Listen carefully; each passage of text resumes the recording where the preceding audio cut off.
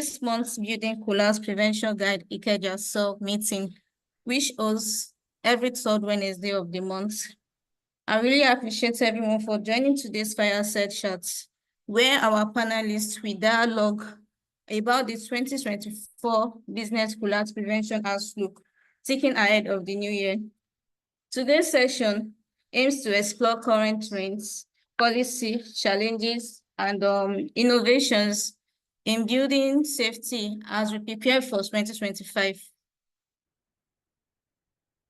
Today's discussion will also focus on actionable steps for stakeholders to enhance structural safety across Nigeria.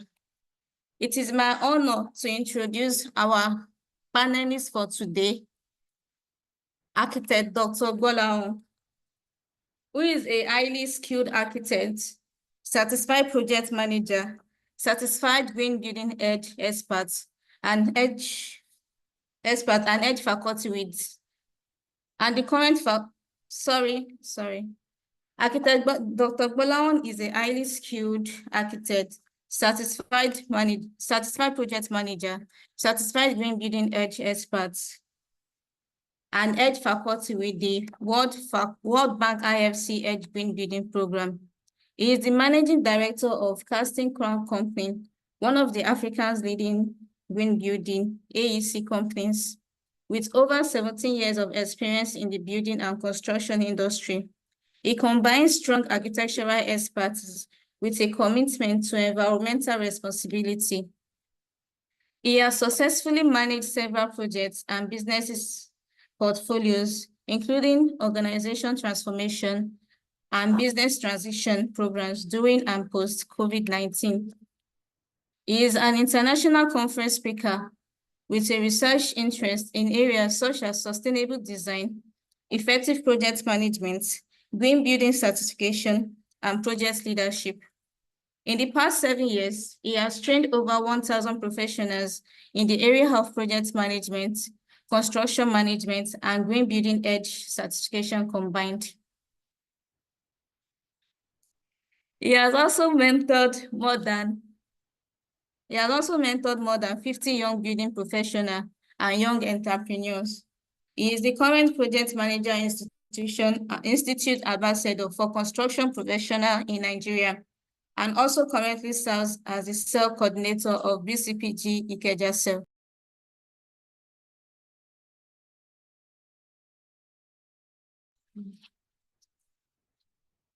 So I also welcome Bldr Lawal Ahmed.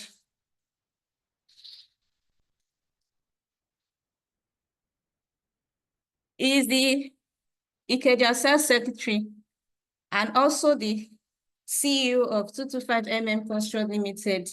He is a respected builder and project management expert with extensive experience in the construction industry. His collaborative leadership style fosters a positive work environment, mentoring colleagues, and promoting professional growth. Bldr Lawal is committed to sustainable building practice and continuous professional development, which has earned him a solid reputation. His approach combines strategic planning with hands-on execution, making him a valuable asset in advancing innovative solutions within the industry. We will begin this dialogue session. Between Architect Dr. Gbolahan and Bldr Lawal Ahmed. As we prepare to start, we kindly request all participants to mute their microphones and turn off their cameras to ensure smooth and distraction-free session.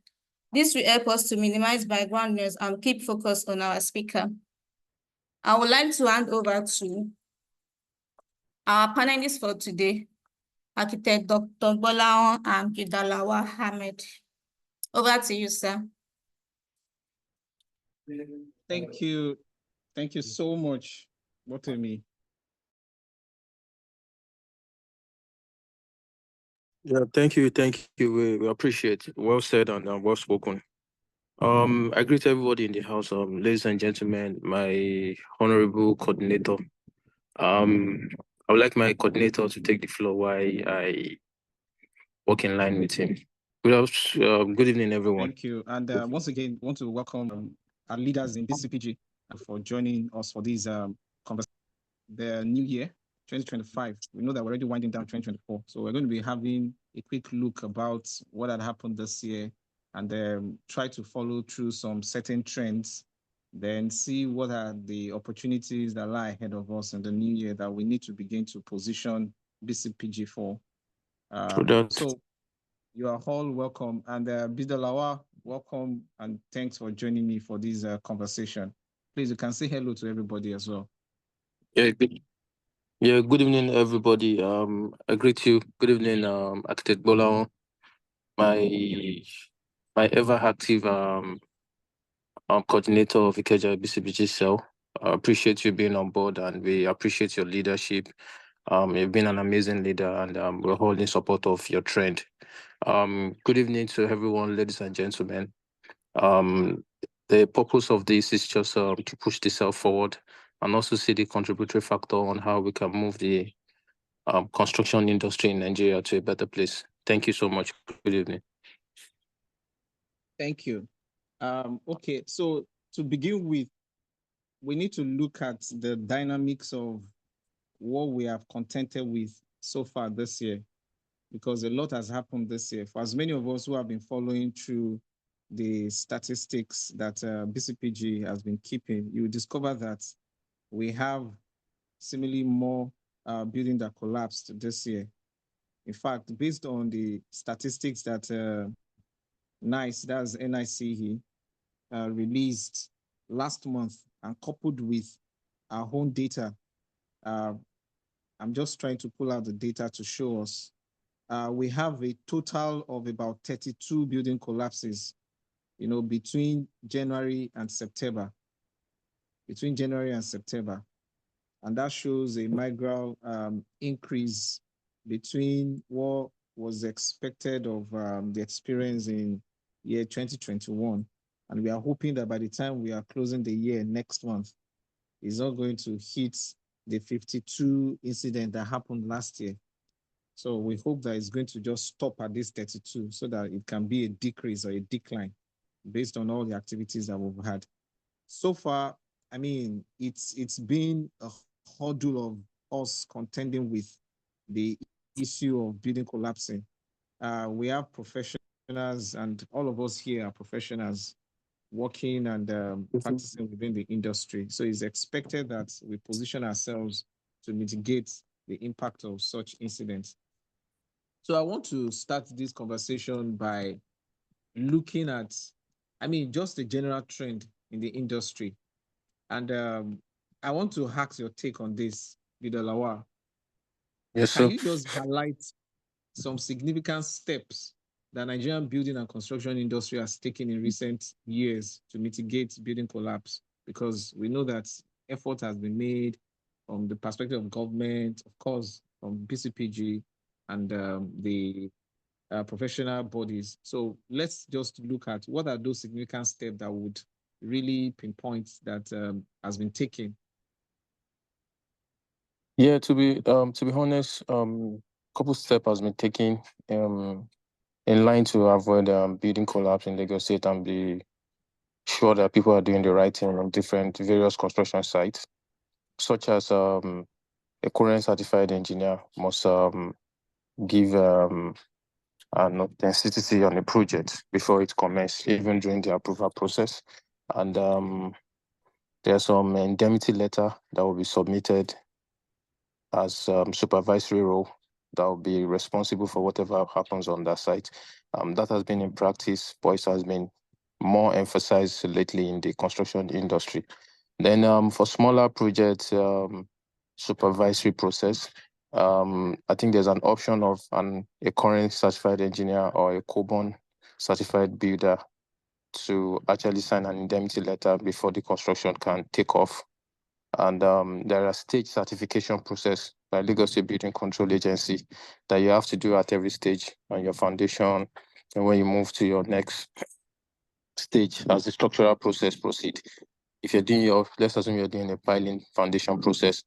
There's a stage certification for your piling, your pile cap, your ground beam, your slab, your columns, your suspended slabs. as you proceed to the roof beam, then at the end of the day, they give you a certification that they went through all your process and it is well done, and they can certify for it. So these factors are the process that Lagos State government has put in place, and I give kudos to them. And I hope they can do more in line to that perspective. So I think that I can mention for now.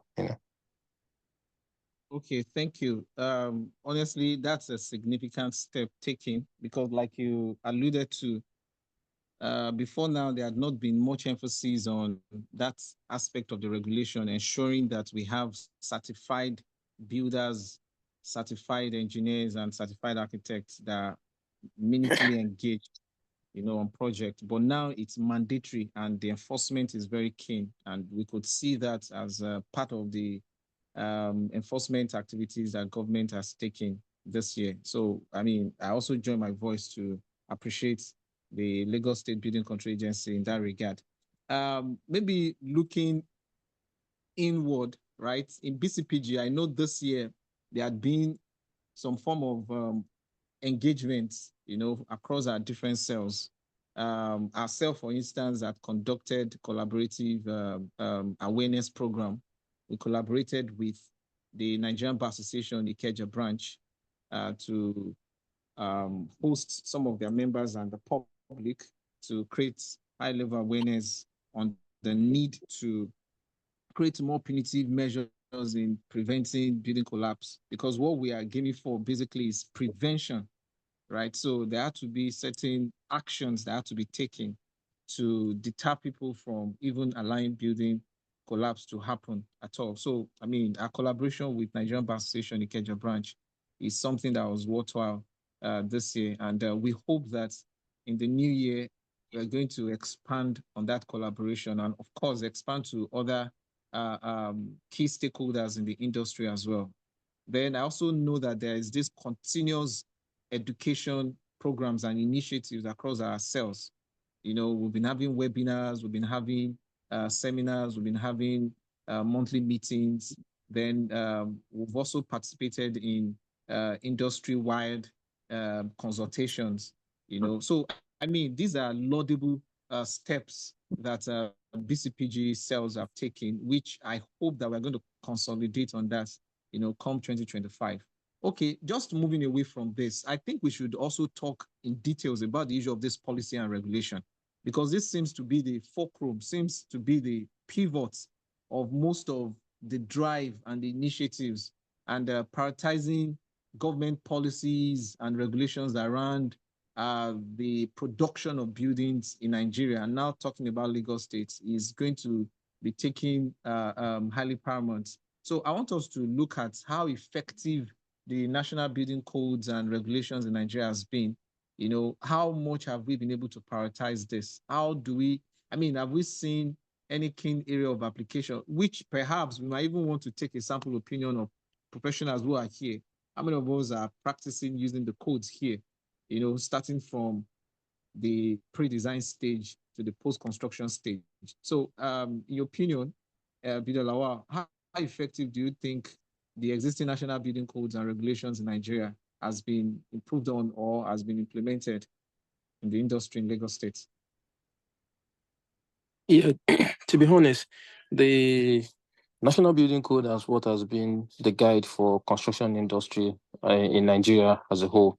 That has been the blueprint that every stakeholders and professionals have been practicing with in different ramification, like the architectural forum, the civil engineers, the builders, the chief quantity surveyors, the town planners, and the estate managers. So the building code has been in place, and it's well detailed. I can agree to that. It's a guide that if every professional follow it duly, the building collapse in Nigeria, Lagos State entirely will be eliminated completely. I have gone through it a couple of times, and it's very, very sufficient. Let me use that word. The issue that we have is not even the building code.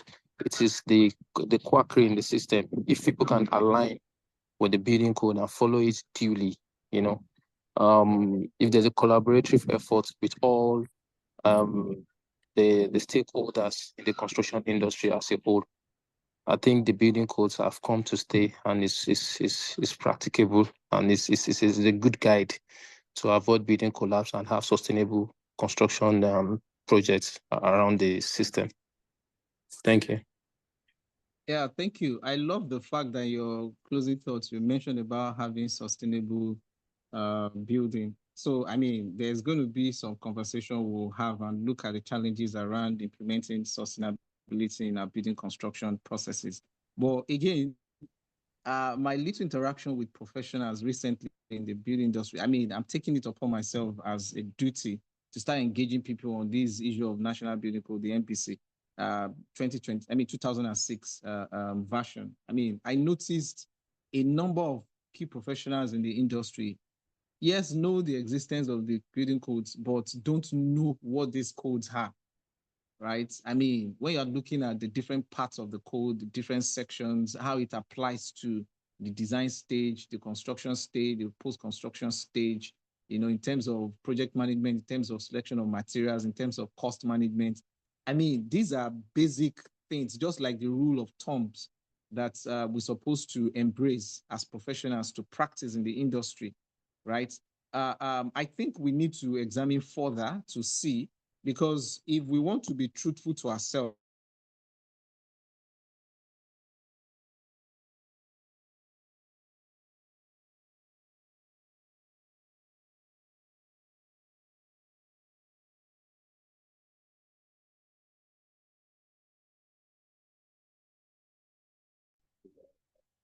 Hello, sir. 2006, about 18 years ago, right?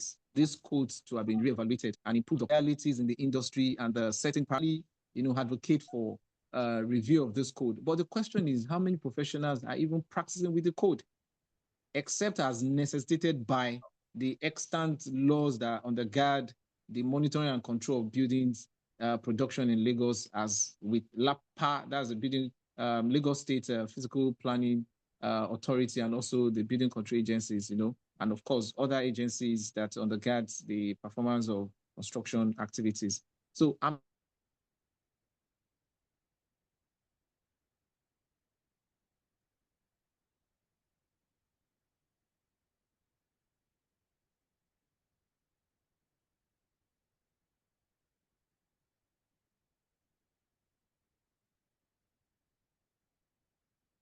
just wondering, there's so much information in that NBC that I'm thinking out of the bottom points, you know, intimate themselves with these NBCs as a speak a long way. I mean, from there, the issue of the quackery I'm even going to talk about, I think we'll be able to even deal with the issue of quackery, because it's just like someone who is not able to interpret the codes is as best unqualified.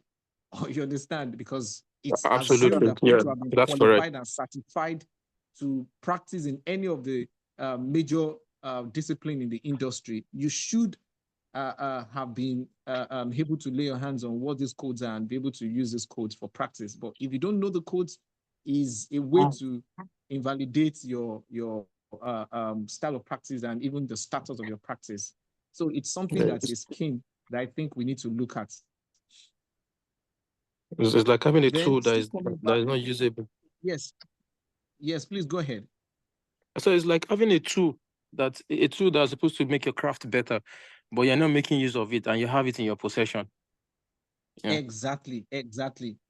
I mean, I think it's a common adage in our local parlance that says that if you want to hide truth or hide an information from a black man, just keep it inside the books, Written. right? Yeah.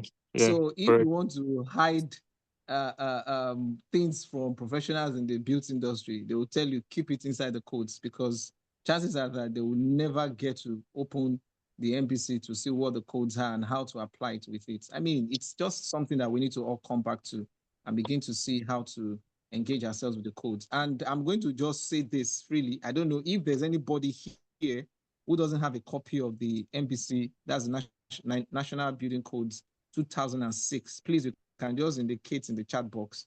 On behalf of Ikeja, we're going to give you a free copy, soft copy of the code. So please, you can just drop your email. Yes, you can drop your email in the chat box. We will send a soft copy of the MBC to you.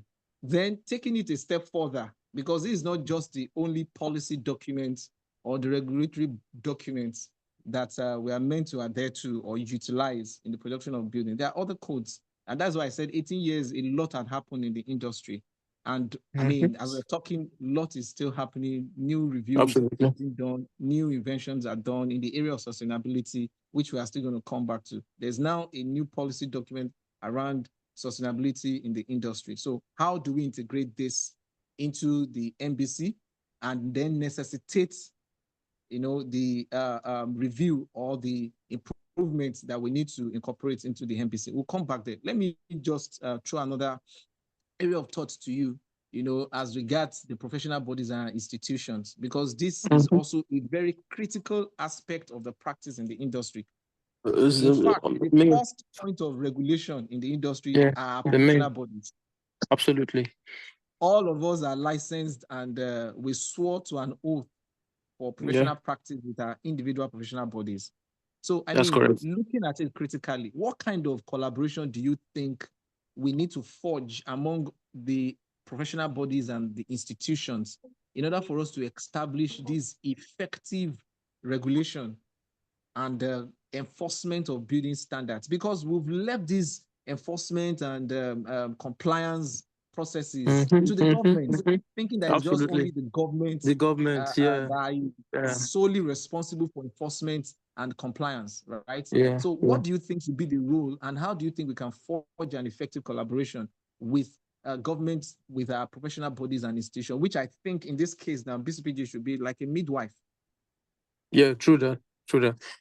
Thank you so much for this critical point that this industry is solely supposed to depend on. The professional bodies are like the embodiment of the system in terms of production, building production, and construction project and in entirety. To me, I would say the system needs an entire overhauling. The country has been designed in such a way that we only answer to the government's call. It's only when the government says there must be an ACON stamp, that's when they go to school look for an architect to stamp. It's only when the government says there must be a current stamp, then they go to look for a current stamp, and that's where it ends.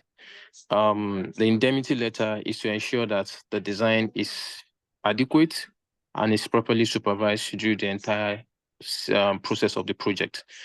In my own opinion, if we have to do better as a system, we need to collaborate across the entire professional bodies that we have as environmentalists. Let me use that word.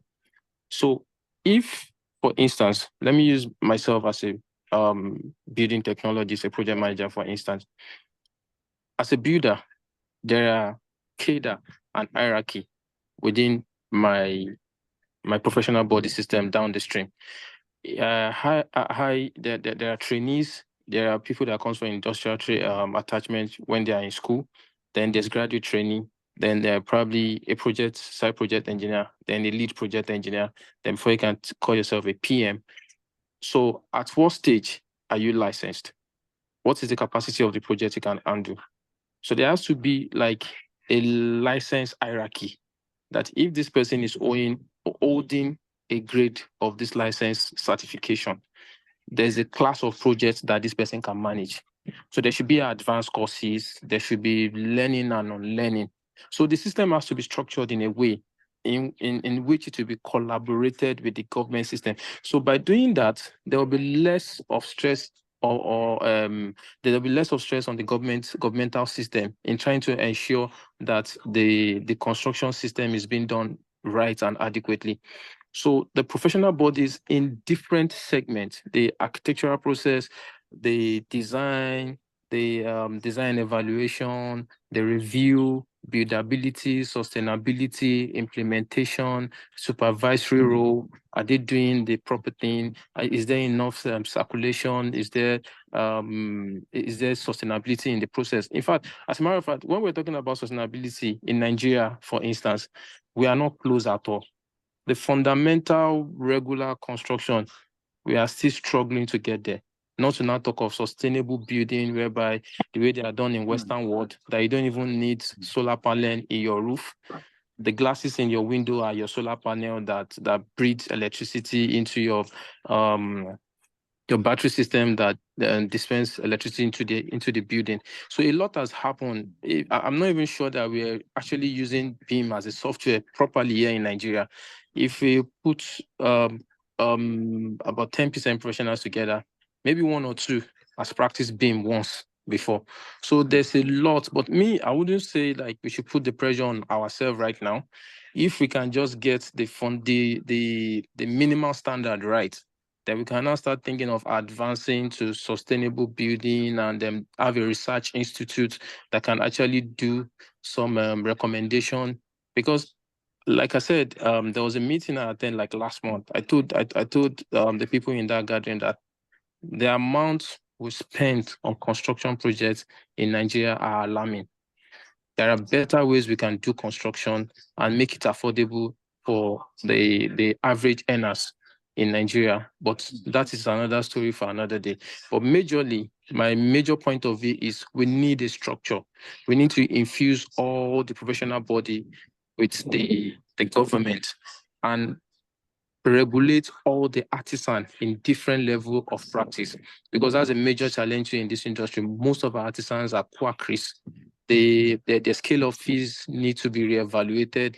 They need to reevaluate their training. They need to have license to operate at different levels, because we're just operating majorly based on assumption. Oh, they said that bricklayer is good, and that's what you need to hear. Then you hire him, eventually he mess the job up and he's gone. It's not liable, he's not responsible. Nobody's holding that person responsible for the bad job. And there's no track record for their past antecedent. Where have they worked before? What's the level of practice? What have they done? You can't even track them. There's no license, there's no record. We are not IT efficient. Like if you're staying abroad now, your social security number tells everything about you. If you ever messed a job up before, if you want to get another job, they just put in your social, immediately it brings out in 2011, you spoiled a project. We're sorry, we don't want you here. So that is a lot needs to be done. You know, the scale of fee, when people are properly paid, they will do a proper job. Scale of fee is another thing that is really affecting us in this industry as a whole. So putting that, I don't know, it's a process, and I believe we'll get there, but we need to start now. We need to start doing the little things that will make the major difference. If we don't start now, then we'll never get anywhere majorly. I hope I've been able to make a reasonable point enough. Yeah, I mean, this is very profound, and you have actually talked about a lot of mixes that we need to deal with, and that's why we are bringing up this issue, so that as we are all preparing to exit 2024, and we all look into what are the things that are on the way for us for 2025 across our different cells, we can begin to see how to position, even from our professional body perspectives, right? How we need to come together, collaborate, and also forge these formidable synergy that will help us address all these issues that were raised. The issue of education is very, very key. Either we are educating within the formal sector or the informal sector of the industry. It's very, very important. It's not just only the professionals, like you alluded to, the artisans and all the informal skilled men are also very important. And sometimes they even take up our roles. Clients make them to take up our roles, and that's why we see some of these issues. I'm sure that we all remember the story of Abakudi on the site, right? This story cannot be erased from our memory. So it's quite a whole lot. And you also bring up the issue of technology, which we are still going to talk extensively about. How are we going to leverage technology to solve the problems? How are we going to begin to use technology to drive processes within the industry? The world is changing, the world is moving, the world keeps evolving. We can't just take on the back seat and then be lackadaisical about our approach to how we are going to solve our problems. These problems are becoming nagging issues. And over a period of time, we just need to recreate how we approach the solution to these problems. We can't continue to do the same thing the same way and expect different results. So our professional bodies, institutions, government agencies, everybody needs to put up their A game and be willing to adapt, collaborate, adapt to the necessary changes that need to happen within the sector, within the industry, in order for these new ideas, innovations to happen. Thank you. I think a number of people are raising up their hands, and I would like to ask them to unmute and let's hear, they have questions or they want to also lend their voice to this. Engineer Deshola, I saw your hand first. Please, you can unmute and you can briefly share your thoughts or if you want to ask a question. Then Good evening. Ahmed Bolaji, after him, you can unmute. And others, if you have a question, please, you can drop in the chat box as we are raising these issues, right? So that we can address them collectively. Thank you. Go ahead, Great. Engineer Adeshola. Good evening, Doctor. Good evening, sir. Thank you for having me. Quite You're a long welcome. time. Yes. I just want to chip in this piece of information briefly that all hands must be on deck if we want to arrive at a zero or near zero collapse of buildings in this country. What do I mean?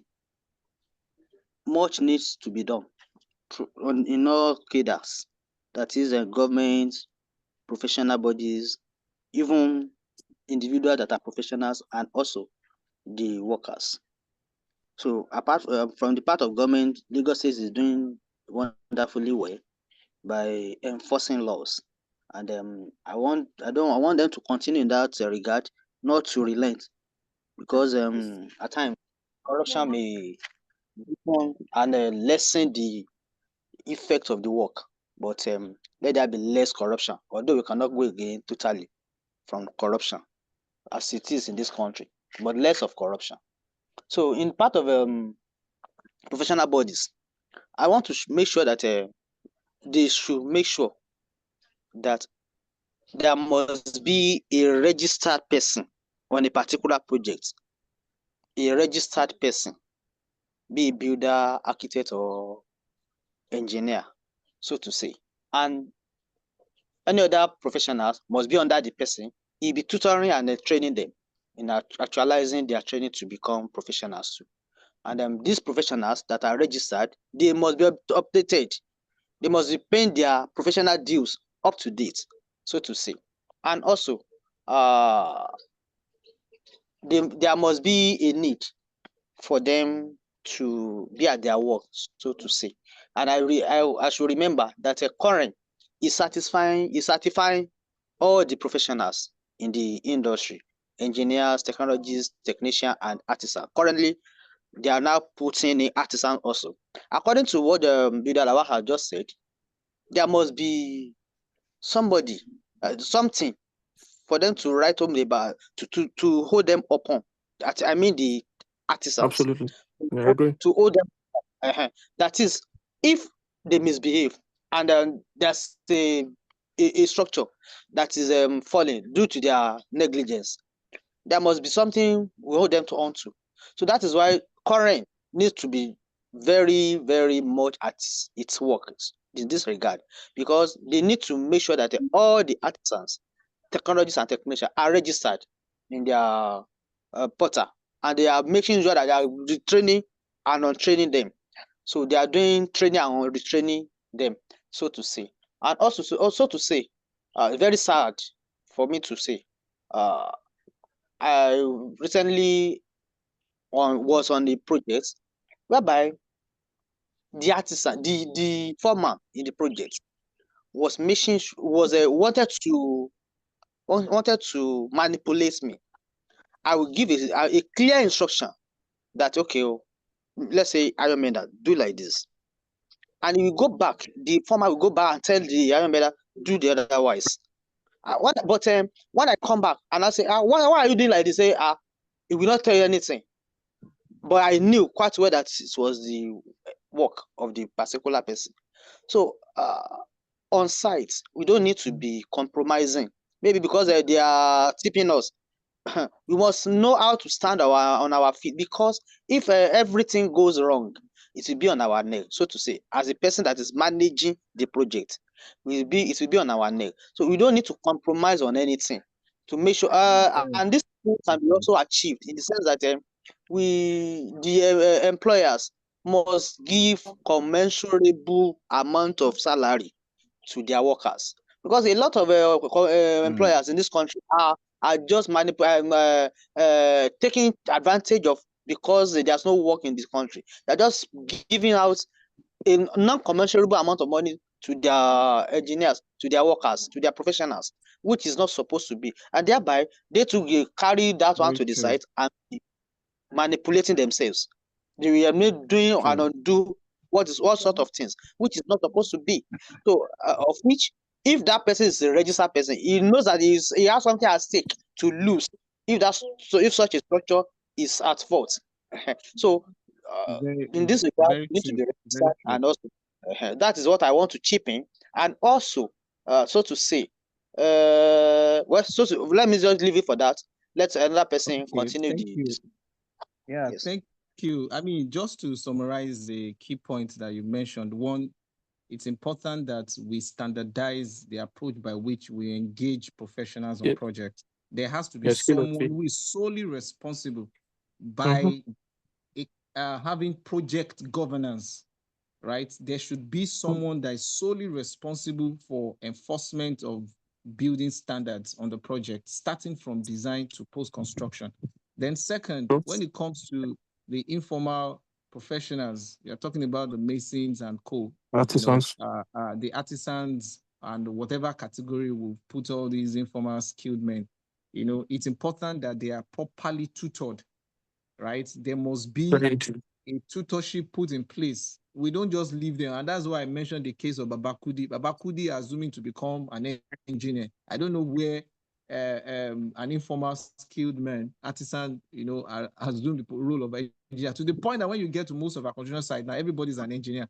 Even a security man is called an engineer, right? A driver is called an engineer. As long as you have a role on the project site, everybody is an engineer, and then you too can carry tool and start doing something. And the next time you have become a contractor after spending a few months or few years on the site. So we need to have proper role delineation, and this will help us to, in terms of accounting on data, to know who is responsible, accountable, and to be informed on certain incidents. Accountability. Yes, for proper accountability. And finally, you also talked about the issue of remuneration, which is very key. And I was going to talk about that on stakeholder engagement, raising some concerns around stakeholder engagement. I think the only scales of fee that seems to really be working across the different professional bodies seems to be the NIS scales of fees. That's the Nigerian Institution of Surveillance, right? All others, I don't know how many architects are here, and up to this point in your practice, you have actually been well remunerated based on the Akon or NIS skills of fee. I don't know. Then the same thing with Cobon members, same thing with Core members and all of that. So we have to find a way as part of the collaboration within the industry to put a proper framework in place, like as it happens in other climes, in other developed economies. You can't just go to a developed economy like US, UK, Europe, or UAE, and you are paying professional stipends, almost like they're at your mercy because you are the client or you are the project sponsor, for you to be able to engage them to do. Because if you don't engage them, if they don't take up the job, there are other interns or even students that you can walk up to do their job, and all this nonsense has to be put to hold and let people be remunerated based on global best standards in terms of professional remuneration. And I will take it a step further, but before I mention this, so that I put it forward again in a continuous conversation, Architect Bolaji, you can unmute so that we hear from you as well. I don't know whether you have a question or also want to make a comment. Time is really, really running. Okay. Good evening, everyone. Thank you for this very interesting topic we're talking about. Okay, I want to make a comment and to also almost go seem like against, but not really against, but just to encourage something that Bldr Lawal mentioned when he was talking. First, it's concerning the cost of construction. Bldr Lawal mentioned that we spend an astronomical amount of money on construction in Nigeria now. Cost of construction is very, very, very high. Alarming. Yeah. Alarming. And despite that fact, we have not chosen to. Hello. Yes. Before you go further, let me just cite you an example. Yeah. In civil engineering, in foundation design, there's something they call utilization ratio. So utilization ratio is when you design your column loadings before you now put appropriate pad or power foundation that will receive that loading, like active and passive reaction. I don't know. Maybe it boils down to scale of fee. probably the engineers are not properly paid, and they just, most times, most designs I've come across, they just base it on an average factor. Whereby probably we have like, we can still make use of 2 piles of, no, there's this critical work you put in place to fully optimize the design. Probably because of the scale of it, they don't want to stress their head, and like they just put on an average, and everybody goes to site and go and waste that money on the site. So I don't know how we can encourage stakeholders, especially from the clientele point of view, try and pay appropriately for the scale of fee, so that professionals can put more work into designs that will scale down the cost of construction. Please go ahead. In I'm fact, sorry. that is where I was going to end that sentence I was making with. We have, despite the astronomical amount we are spending on construction, we have not given enough thought, research, plan to affordable housing. We need to find a way to make construction cheaper. Not cheap, but at least more affordable for the average person, because we have a lot of people going into construction, and with the way it is, I fault, yes, I can't say I don't fault them, because it's very wrong. If you can't afford it, please don't build it. Rather than go and manage materials on site, rather just hold on and don't build yet. Continue renting until you can afford to build something that would stand. But and if we say because we are not yet there, we are not like Dr. Gbolahan said, we are not moving with the trends. We can't say because we are not yet there, we will not start exploring these things. It has to start somewhere, even if it starts with a small research institute. I like that we mentioned research. We don't do enough research on affordable housing. Yes, we have a research institute on roads and I think, but I don't know if we have anything on affordable housing, but it doesn't seem like we're interested in it yet. And our government is one of the richest organizations in the country. They have the power, they have the revenue to do these kind of things, to act, to break new grounds, and start doing these things. Sometimes research may seem like you're wasting money, but it's not, because in the long run, it's fund savings by the time you get it right, and everybody can now go through that route. I don't know if government is planning on doing something like that. And we professionals, yes, even within the government, we have professionals there. And it seems like we seem to, I'm not trying to attack any professional working in the government system. They seem to shift, maybe find a divide between being a professional and being a government worker. They try to find a balance in between, which it should be more like you are doing both, so that you can fight both sides together. You can bring what the professionals know and what the government can support them with, and let's use these factors to develop this country better, develop our building system, because we notice that most of the buildings that are collapsing, these are even the ones under construction. It just goes to show that it's a material and probably a material and professional problem that we have. It's why are the buildings that have been built donkey years ago, why are they still standing, and the ones we are building today are collapsing?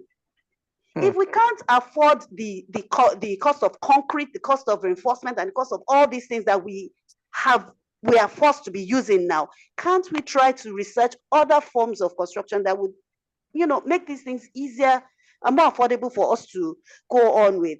And another thing another thing, sorry, I'm taking some time. Another thing I also want to highlight is there's something that Dr. Gbolahan also mentioned to me a while ago when we were speaking. He said he is interested in the young people, the young professionals in school, bringing them up.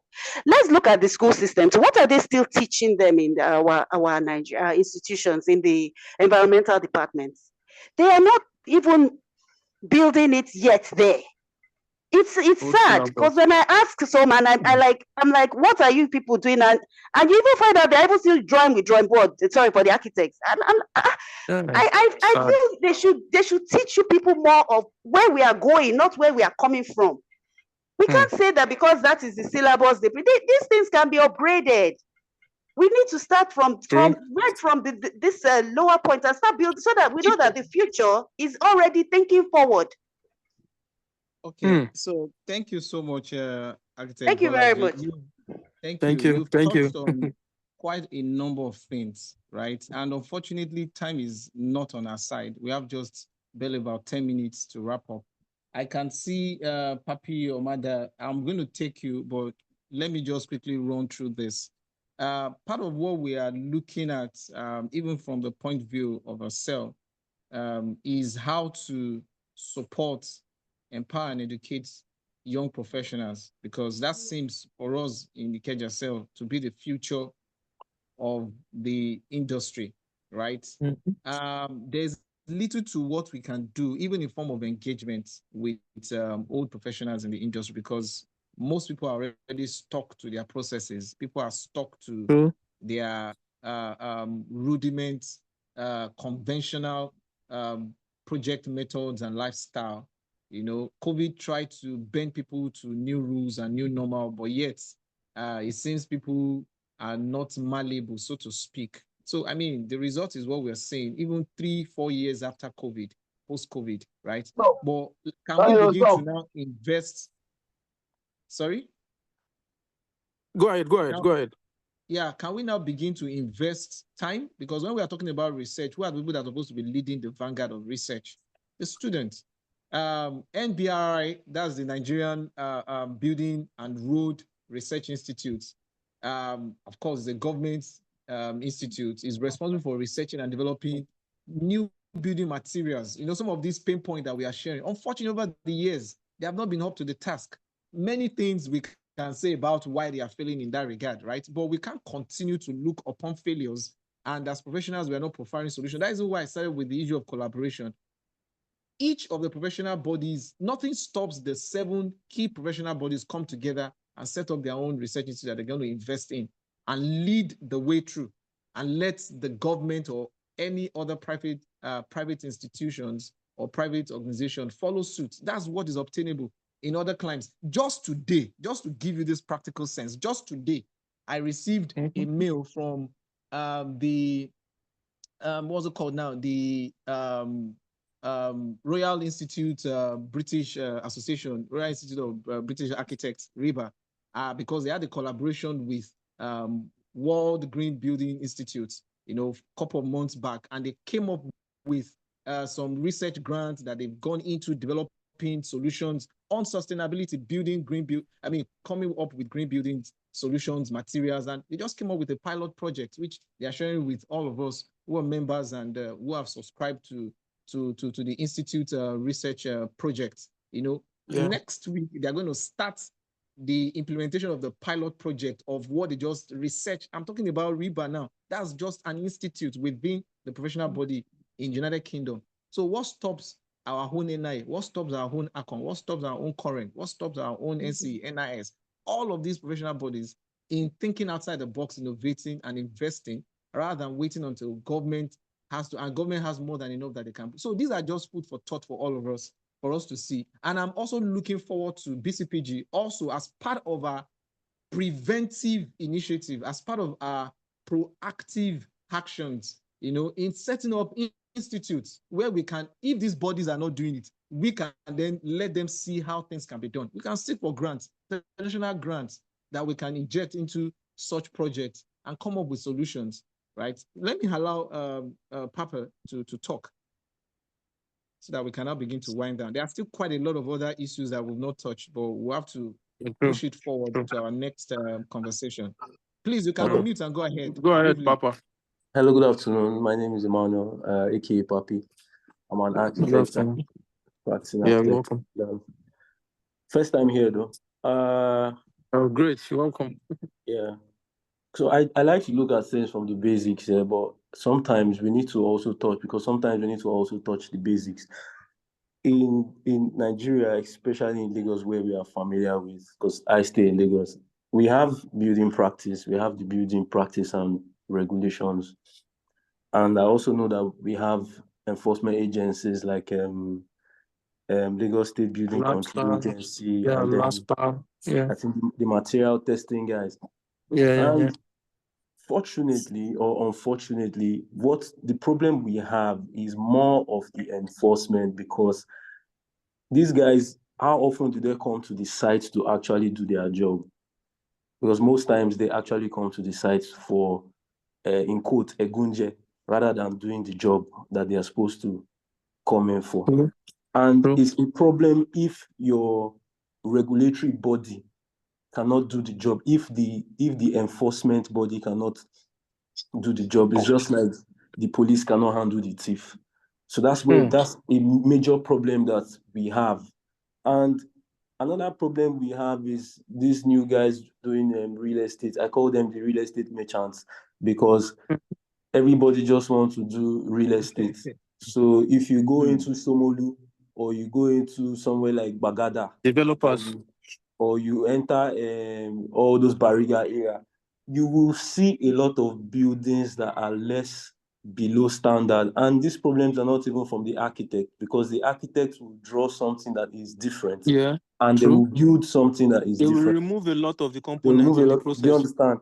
So Mhm. sometimes because I'm on Twitter a lot, and then sometimes they will send some buildings on as tweet and say, whose architect be this? Why you go do this kind of thing? But in the real sense, it's not even the architect who did or made that mistake or flaunt that rule. It's the real estate guy that decided to do that part. So another problem we also have that I think we have is professionals do not stand their ground as regards building regulations. Most clients want to be compromising. Most clients like to compromise situations. If a profession, I'll give you an instance. Like last year, I lost a job because the client asked me to make a design where I will leave 2 meters setback from the road. I told I argued with the client. I said, it's not like I cannot do this thing for you, but I will do this thing for you, and my drawing will tomorrow fly to Kano or Castina, and somebody will say, which kind of architect Who is did this? this job? Do you understand? I won't be there to defend Yeah, you to papi. say that you asked me to do it. And that is the problem. And so the guy took the job from my hand, gave it to somebody else, gave the job to somebody else. The person did the setback 3 meters. When I got to the site one day, I saw they did the setback 3 meters. God so kind, chairman of Labska Oki was passing through that day. He scattered the whole foundation. And so the man called me the next day and said, that thing when you talk now true, we know for doing like that. I said, Oga, I'm giving you professional standard. If you want to do something another way, don't worry, go there. You will learn. Like Very Dark Man would say, you will learn the hard way. And so it's a problem when professionals cannot stand their ground and say, this is how it should be, this is how it should be. Okay, if you cannot do it this way, don't worry, I'm quitting. I won't do this job for you. You can get somebody else. If everybody comes with that mindset, I think that our building practice will actually go bigger than it is now. Because these are my 3 major issues, especially in Lagos for now. Thank you. Awesome. Awesome. Thank you so much. Thank you. Honestly, we can go on and on and on. We still have in fact, we have not even started talking around the issue of building sustainability. We've not talked about the issue of technology, because these are all the things that we need to put before ourselves. And lest I forget, I wanted to mention to us about the new efforts by the federal government. You know, in 2016, okay, the federal government under the Ministry of Housing, right, came up with, drafted a new building code on energy efficiency. So we now have Nigerian Building Energy Efficiency Code, NBEC. I don't know how many of us have a copy of that. Again, if you want to get a free copy, you can drop your email out. The cell will share a copy with everybody. Once we have your email, you can drop it, or you can simply go to our website, which I'm going to share with us now, because there's something I also want to show us on the website before we wind down, and then ask for Bldr Lawal's final thoughts. I don't know how many of us are seeing the my screen. Can we see my screen? It's loading actually. Okay. That should be network.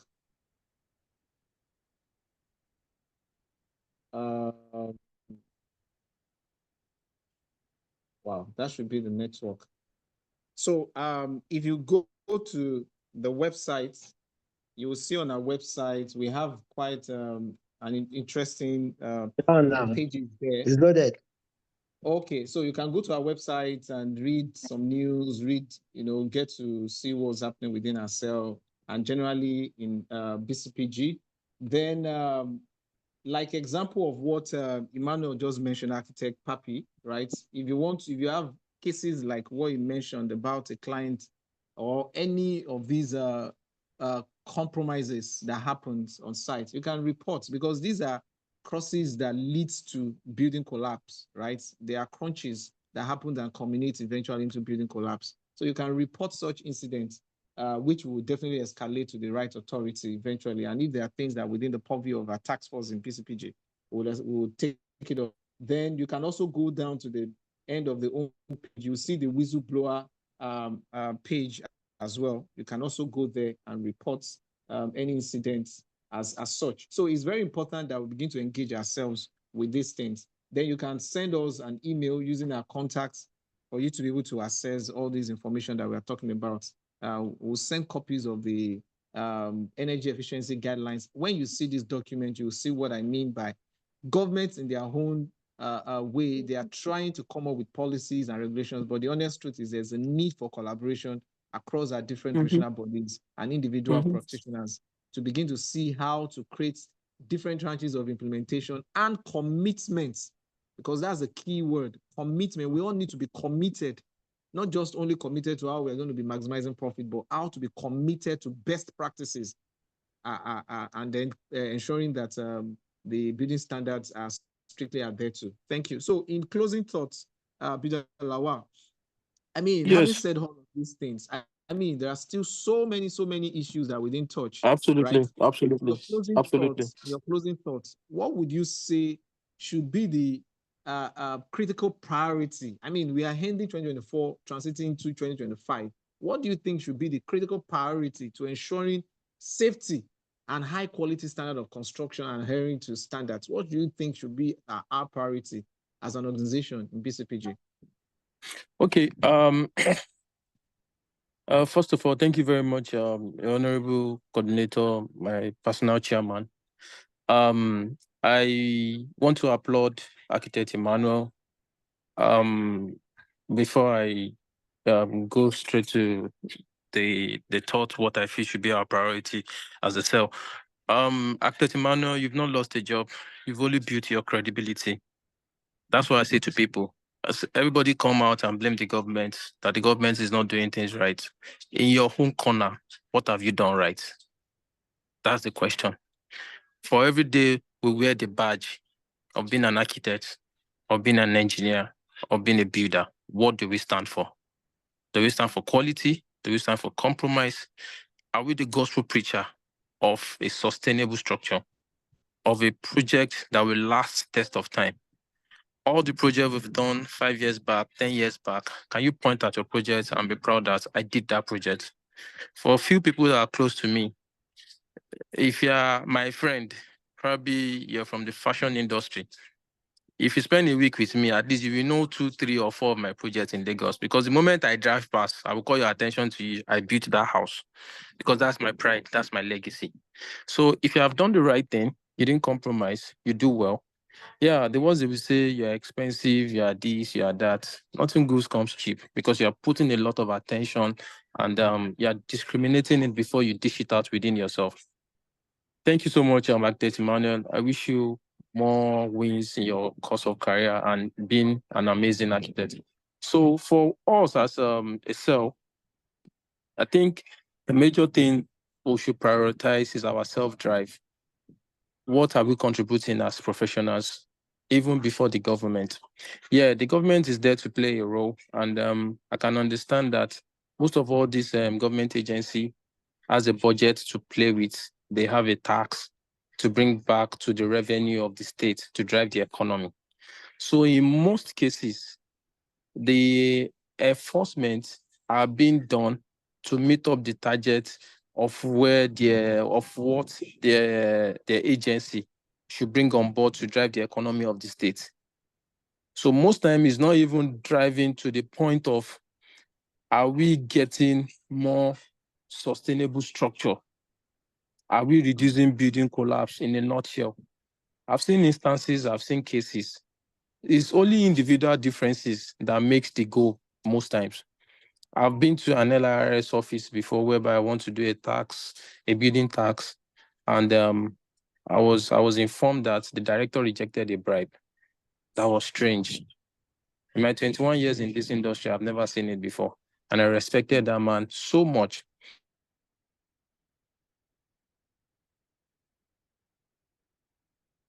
Of their process is always too intense. They need to make it simpler so that people will actually subscribe to it more. Because when you think about the rigor and the hard process of getting an approval, before you know, that's why most developers will compromise. They just want to bribe and go to site. But if the process is simpler, whereby in just 2-3 steps, you submit your drawing on online and you get a feedback the following day and you correct it and you get it back. And in a month, your approval is out. Trust me, everybody in Lagos will do approval before moving to site. Because most times people take loan from banks to execute a project. An approval has taken 1 year and they've not moved to site. So these are processes that hinders productivity and quality check and quality process. And as BCPGL, we will keep learning and unlearning. We keep training young youth graduate trainees on how to do things the right way. And I want us mainly, we need to come up of how to go into 2025 and put in like a master plan. Then we can begin to look out of it one after the other. From my previous understanding about how we work in this, we can speak all the English in this world. We can try to talk to attract people. We can say what people want to hear. But at the end of the day, to what extent is it? Is always my concern. We can start from the smaller things, like the artisans. Most importantly, how do we create training? We need to go back to our technical colleges. We need to go back to trade test 1, trade test 2, diploma certification. What have they learned? Like I used to tell most of people that work together, let everybody on site understand the goal and the end point of the project. In case when you are not there, you might just go for lunch, just 30 minutes. And before you come back, they've made a mistake that will cost you ₦1 million. So when everybody is trained, when everybody understands the goal of the project, even an ordinary bricklayer can correct somebody that is higher in Ikeja that, no, that's not what Oga said when he was here. You were supposed to use 5 bag. This is 3 bag. Why? Even some of them will call me behind. Sir, that thing you said, this is what they are doing. Because I actually try to educate everybody as low in Ikeja as you have. Even to a common laborer that is just servicing some other artisan on the project. I wish we can make this industry a better place. And I'll put it up to you, my coordinator, to actually put this together and let's have a closing prayer. Thank you. Thank you so much, Bldr Lawal. It's been an incisive discussion, and how much I wish that it's not going to end here. But one thing I can assure everybody is the conversation will definitely continue. We're not going to end the dialogue here. And let me use the opportunity to announce to us that we are opening a chat room in Clubhouse. I don't know how many of us are familiar with Clubhouse. Clubhouse is like a village square where people have continuous conversation. Is a mobile app, so we'll still give us the technical details and share the links with us. So please, we'll be having a fortnight conversation on that Clubhouse. All the other issues that we've not touched on, the future vision, our community and stakeholder engagement, our innovations and best practices, issues around opportunities within all these challenges that we have talked about. How can we unearth those opportunities, right? How can we leverage on the great inspiration that need to be connected with young professionals in the industry? All of these things, we are going to have a robust conversation within the Clubhouse on it in the next few weeks, which will be communicating with everybody. So thank you so much. I want to appreciate everybody on behalf of ourselves. And I want to use this opportunity to also recognize the presence of all our cell leaders, past and present cell leaders. I can see Engineer Frank. Oh, I can see our national president too, Town Planner Yusuf. Please, sir, you can kindly unmute, and would like you to give us a parting word or just address us, sir. Thank you very much, sir. It's good to have you on board, sir. Yes, yes. Town Planner Yusuf, sir. Good evening. Good evening. How are you? Sir. Very fine. Thank you, sir. Thank you so much for joining. We'd like to hear from you and lend your voice to our conversation before we round up. I think first and foremost, I need to appreciate our chairman. He's been doing, marvelously very well, and by an inspiration to others coming behind. And to all the participants, it's a work in progress. We have to continue to see how best we can achieve the goals of the group, and that means every one of us has to be involved. And we keep on learning and unlearning, just like the last speaker has said. We should not be tired until we get the result that is desirable and the best interest of the citizens. So I appreciate you. Thank you very much. Thank you, sir. Thank you, sir. Thank you. God bless you, sir. Thank you. Amen. So in closing, final, just announcement, every Wednesday, third Wednesday of the month, like our moderator mentioned at the start of the meeting, we meet. For now, we are meeting virtually. When we'll resume back to our in-person meeting, we'll let you know, so that those of us that are within ourselves, please, we'd like to see you and meet with you. We're going to have another conversation next month, so please watch out. And of course, our fortnight conversation on Clubhouse, we will share the details with us on all our platforms. So let's watch out for that too. And please, let's bring up all our issues, all our experiences. We are here to learn together and deliberate and collaborate. We're also hoping, as part of our strategy next year, all this learning, continuous learning that we're talking about, especially using technology, is part of what we are going to be bringing to the table with everybody. Some of us that don't know how to use drones for site inspection, some of us that don't even know how to use the basic non-destructive testing equipment, all the predictive analysis tools, using AI tools, all of these things will definitely bring them here for us to learn and see how to make use of this thing, and some other project management tools too, which we can lay our hands on in order for us to facilitate effective management of production of buildings. Thank you so much for enduring till this moment. Thank you. Please, again, if you have anything you want to communicate with us, make use of our website. You see our contact there. You can send us a mail or give us a call, and then we'll be there to work with you and collaborate. Thank you so much. Enjoy the rest of the evening. Yeah, thank you. Yeah, bye. Yeah, bye.